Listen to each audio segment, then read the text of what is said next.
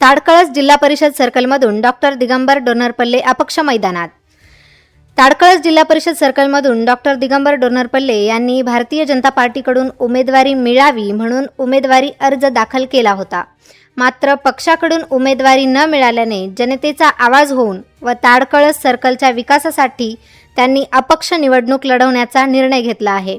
आज दिनांक 27 जानेवारी रोजी निवडणूक चिन्ह वाटप झाले असून त्यांना सफरचंद हे निवडणूक निशाणी मिळाले आहे.